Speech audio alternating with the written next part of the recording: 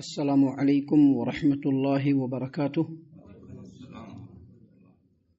اعوذ باللہ السمیع العلیم من الشیطان الرجیم من ہمزہ ونفخہ ونفثہ۔ بسم اللہ الرحمن الرحیم۔ ویسألونک عن الجبال فقل ینسفها ربی نسفا فیذرها قاعا صفصفا لا تری فیہا عوجا ولا امتا یومئذ یتبعون الداعی لا عوج لہ وخشعت الاصوات للرحمن فلا تسمع الا ہمسا۔ اور اے نبی کریم صلی اللہ علیہ وسلم، آپ سے لوگ پہاڑوں کے بارے میں پوچھتے ہیں، بس آپ ان سے کہہ دیجئے کہ میرا رب انہیں دھول بنا کر کے اڑا کر بکھیر دے گا۔ فَيَذَرُهَا قَاعًا صَفْصَفًا، پھر وہ اس زمین کو بالکل ہموار چٹیل میدان بنا کر چھوڑ دے گا۔ آپ اس میں نہ تو کوئی کجی دیکھیں گے اور نہ ہی ابھری ہوئی جگہ۔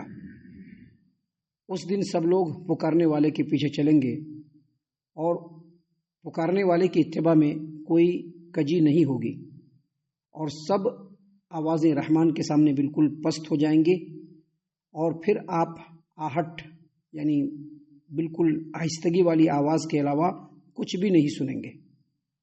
محترم سامعین کرام، سورہ طٰہٰ سورہ نمبر 20 اور اسی سورت سے آیت نمبر 105، 106، 107، 108، یہ چند آیات آپ کے سامنے تلاوت کی گئیں۔ ان آیتوں کا الحمدللہ بفضل اللہ بعون اللہ بتوفیق اللہ آپ کے سامنے ترجمہ بھی پیش کیا گیا۔ سامعین کرام، ان آیتوں کے اندر قیامت قائم ہونے کے وقت جو دو مرحلے ہوں گے، ایک مرحلہ ہوگا پہلی مرتبہ سور پھونکا جائے گا جس کو نفخہ اولا کہتے ہیں، وہ اس وقت کے تعلق سے ایک سوال ہے، اور دوسری بات جو ہے وہ نفخہ ثانیہ یعنی جب دوسری مرتبہ سور پھونکا جائے گا، اور اس وقت کے جو احوال ہوں گے اس کو اللہ تبارک و تعالیٰ نے یہاں پر ان آیتوں کے اندر بیان فرمایا ہے۔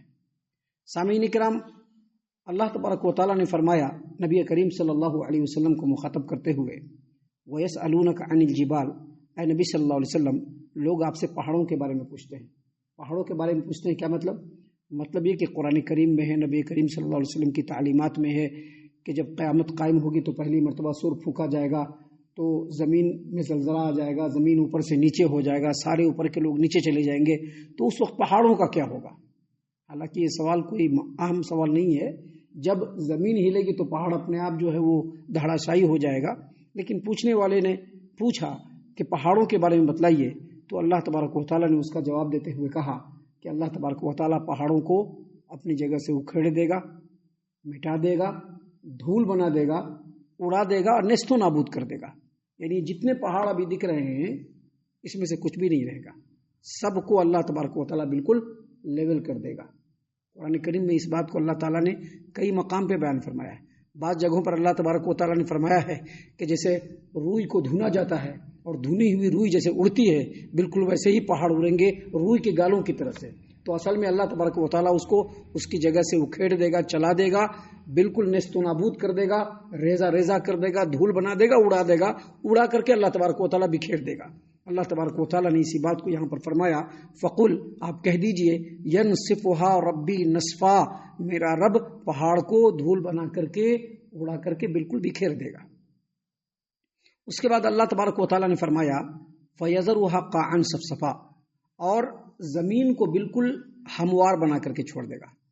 یعنی جو ابھی زمین دکھ رہا ہے نا، ابھی نکلیں گے باہر تو کہیں پر بالکل ایسے ہے، کہیں پر بالکل ایسے ہے، کہیں پر پہاڑ ہے، کہیں پر چٹان ہے، کہیں پر ٹیلا ہے، کہیں پر بالکل ڈاؤن ہے۔ اللہ تبارک و تعالیٰ نے فرمایا کہ اس میں سے کچھ بھی نہیں رہے گا۔ یہ کب کی بات ہے؟ جب پہلی مرتبہ سور پھونکا جائے گا۔ جب پہلی مرتبہ سور پھونکا جائے گا اور اللہ تبارک و تعالیٰ نیچے کی زمین کو اٹھا کر کے اوپر کرے گا، اور اوپر کی زمین کو اللہ نیچے فرما دے گا، اور ساری چیزیں جب بالکل نیست و نابود ہوں گی، انسان مٹی کے نیچے چلا جائے گا، جو بھی اس وقت باقی اور برقرار رہے گا، اس وقت اللہ تبارک و تعالیٰ نے فرمایا فَيَذَرُهَا قَاعًا صَفْصَفًا، پھر زمین کو ہموار بنا کر کے چھوڑ دے گا۔ ہموار کہتے ہیں لیول کو، قاعًا، فَيَذَرُهَا قَاعًا، قاعًا کہتے ہیں بالکل لیول۔ ابھی جیسے ہے نا یہ جو بنا ہوا ہے کیسے لیول ہے، بالکل ایسے ہی لیول رہے گا، پوری کی پوری زمین، پوری کی پوری زمین لیول رہے گا۔ قاعًا کا مطلب بھی ہوتا ہے لیول، اور صف صفا کا مطلب بھی لیول ہوتا ہے. مطلب اللہ تبارک و تعالیٰ نے تاکید پیدا کرتے ہوئے فرمایا کہ اللہ تبارک و تعالیٰ زمین کو بالکل چٹیل بنا دے گا, بالکل ہموار کر دے گا. اور آگے مزید اللہ تبارک و تعالیٰ نے فرمایا لا ترى فيها عوجا ولا امتا, آپ زمین کے اندر نہ تو کوئی نیچی جگہ دیکھیں گے اور نہ کوئی اونچی جگہ دیکھیں گے. عوجوں کا مطلب ہوتا ہے ٹیڑھا پن, لیکن یہاں پر ٹیڑھا پن کا مطلب وہ نہیں ہے. ٹیڑھا پن کا مطلب یہ ہے کہ ایسے زمین نہیں رہے گی, والا امتا, اور ایسے بھی نہیں رہے گا. ابھی جاتے ہیں نا سڑکوں میں, وادیوں میں, دیکھتے ہیں نا بعض جگہ پر زمین جو ہے وہ بالکل ایسے جا رہی ہے, سامنے بالکل وادی میدان ہے, پھر وہاں سے زمین اوپر چلی جا رہی, کچھ بھی نہیں رہے گا, بالکل لیول. یعنی جب اللہ تبارک و تعالیٰ پہلی مرتبہ سور پھونکے گا اور پوری کی پوری دنیا جب بالکل ختم ہو جائے گی, تو اس وقت کے جو حالات رہیں گے, اللہ تبارک و تعالیٰ پہاڑوں کو اکھیڑ پھینکے گا, اس کو پیوند خاک کر دے گا, سمندروں کو بالکل پاٹ دے گا, زمین بالکل لیول ہو جائے گی. اور یہ جو زمین ہماری دکھ رہی ہے ایسی زمین نہیں رہے گی, بلکہ اللہ تبارک و تعالیٰ نے فرمایا یوم تبدل الارض غیر الارض, اس زمین سے دوسری زمین کو بدل دیا جائے گا. پھر یہ زمین نہیں رہے گی, دوسری زمین رہے گی, اور وہیں پر اللہ تبارک و تعالیٰ حشر کو قائم فرمائے گا. یہ تمام ائمہ سلف کا قول اور اس کی تفسیر ہے, جس کا خلاصہ ہم نے آپ کے سامنے بیان کیا. سامعین کرام, یہ نفخہ اولا کی بات ہے, یعنی جب پہلی مرتبہ سور پھونکا جائے گا. جب دوسری مرتبہ سور پھونکا جائے گا, اس وقت کی ایک جھلک کو اللہ تبارک و تعالیٰ نے بیان فرمایا ہے. یہ انسانوں کے لیے جو ہے نصیحت ہے کہ انسان سوچے کہ اس وقت انسان جو آج کے ڈیٹ میں ہے, اس وقت اس کی کیا حالت ہوگی. اللہ تبارک و تعالیٰ نے اس کو بیان کرتے ہوئے فرمایا یومئذ یتبعون الداعی لا عوج لہ, یومئذ یتبعون الداعی لا عوج لہ. جب دوسری مرتبہ سور پھونکا جائے گا اور جب زمین سے سارے کے سارے لوگ زندہ ہو کر کے نکل کھڑے ہوں گے, تو سب کے سب ایک جگہ پہ ہوں گے. ابھی ان کو ایک جگہ پہ جانا ہے. کہاں پہ جانا ہے؟ میدان محشر میں. ابھی کوئی یہاں نکلا, کوئی وہاں نکلا, کوئی وہاں نکلا, سب کو جمع کیا جائے گا اور سب کو ہکا کر کے کدھر لے جایا جائے گا؟ میدان محشر کی طرف. تو اللہ تبارک و تعالیٰ نے فرمایا اس دن سب لوگ پکارنے والے کی آواز پر لبیک کہیں گے. ایک پکارنے والا ہوگا اور ساتھ میں ایک آگ بھی ہوگا, سب کو ہکا کر کے میدان محشر کی طرف لے جا رہا ہوگا, اور پکارنے والا بھی ہوگا, ادھر آؤ ادھر آؤ. یہ پکارنے والے کون ہوں گے؟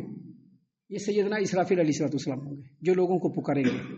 پہلا دوسرا سور پھونکیں گے وہ, اور اس کے بعد لوگوں کو پکاریں گے, میدان محشر کی طرف ان کو لے جائیں گے. تو اس وقت جو پکارنے والا پکارے گا, اس دن کی ہولناکی کو دیکھ کر کے ہر آدمی اس کے پیچھے بھاگے گا. ادھر آؤ, سب کے سب لپٹیں گے. وہاں میدان محشر میں جمع ہونا ہے بغیر کسی جھک جھک کے, بغیر کسی کچ کچ کے.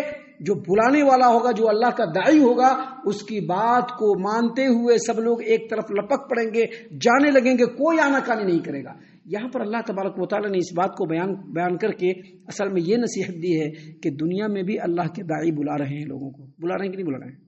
دنیا میں بھی اللہ کے داعی لوگوں کو بلا رہے ہیں, لیکن لوگوں کو سمجھ میں نہیں آ رہا ہے.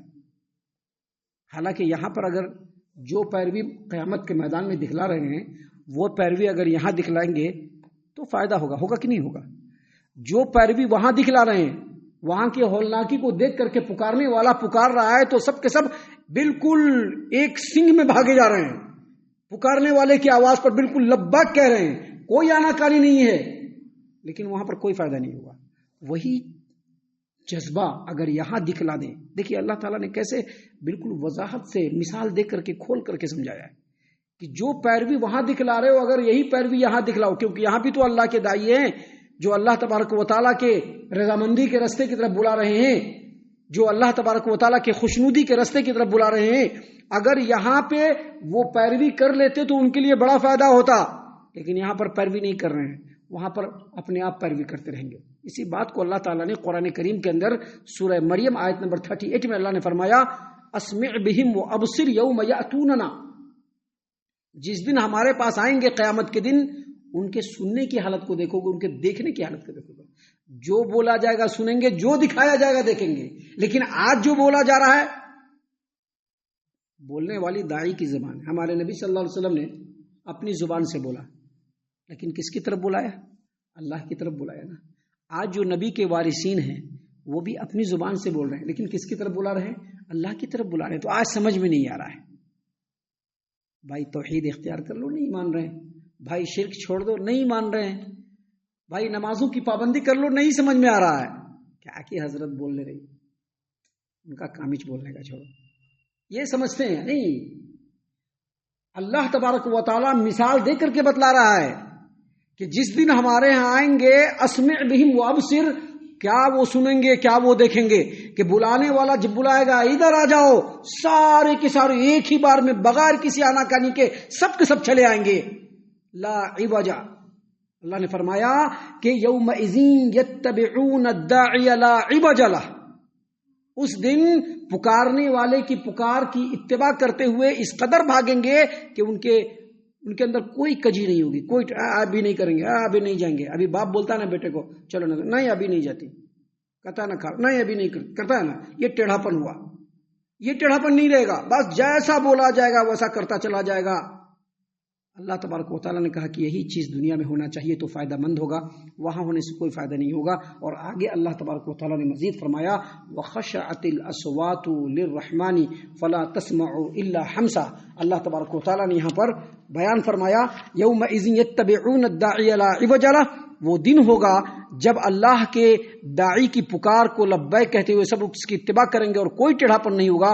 وَخَشَعَتِ الْأَصْوَاتُ لِلرَّحْمَنِ، اور رحمان کی آواز کے سامنے سبھی کی آواز جھک جائے گی، وہاں پر اب کوئی آواز بلند نہیں کر سکتا ہے، کوئی آواز بلند نہیں کر سکتا ہے۔ کوئی اگر بولے گا بھی تو پہلے رحمان کی اجازت لینی پڑے گی، ایسے کوئی نہیں بول سکتا ہے، ایسے کوئی نہیں بول سکتا ہے۔ ابھی بہت سارے لوگ بولتے ہیں جوش جذبات میں قیامت کے دن سمجھ لیں گے، کوئی کسی کو قیامت کے دن سمجھ نہیں سکتا ہے، سمجھنے والا رب پہلے سے موجود ہے، کوئی کسی کو سمجھ نہیں سکتا ہے، سمجھنے والا رب تو پہلے سے موجود ہے، اس کو ہر چیز کی خبر ہے، دل کے اندر جو چھپے ہوئے بھید ہیں اس کی بھی خبر ہے، جو اگر بلند آواز سے بولا جائے اللہ اس کو بھی جانتا ہے، اور اگر چھپ کر کے کوئی کانڈ کیا جائے اللہ اس کو بھی جانتا ہے، کس نے صحیح کیا ہے کس نے غلط کیا ہے یہ اللہ تبارک و تعالیٰ کو سب سے زیادہ معلوم ہے۔ لہذا عدل و انصاف کے لیے کسی کو کچھ کہنے کی ضرورت نہیں پڑے گی، جس کا جو بدلہ ہوگا اللہ تبارک و تعالیٰ اس کو دے دے گا، کوئی بھی رب کی اجازت کے بغیر وہاں پہ بول بھی نہیں سکتا ہے، دم مار بھی نہیں سکتا ہے۔ اسی لیے اللہ نے فرمایا کہ اس دن رحمان کے سامنے تمام لوگوں کی آوازیں بالکل پست ہو جائیں گی، کوئی کچھ نہیں بول رہا ہوگا، بالکل سناٹا چھایا ہوا ہوگا۔ اللہ نے آگے فرمایا فلا تسمعوا الا حمسا، سوائے معمولی آہٹوں کے کچھ بھی آواز سنانی پڑے گی، آہٹ کے، اب جیسے کوئی چلا تو قدم کی آواز آئے گی، یا کوئی خسر خسر کیا تو کی آواز آئے گی، بس باقی کوئی بھی آواز وہاں پر رحمان کے سامنے کرنے کی جرات بھی نہیں کر پائے گا۔ یہ سب باتیں اللہ تبارک و تعالیٰ نے ہماری ہدایت و رہنمائی کے لیے بیان فرمائی ہے۔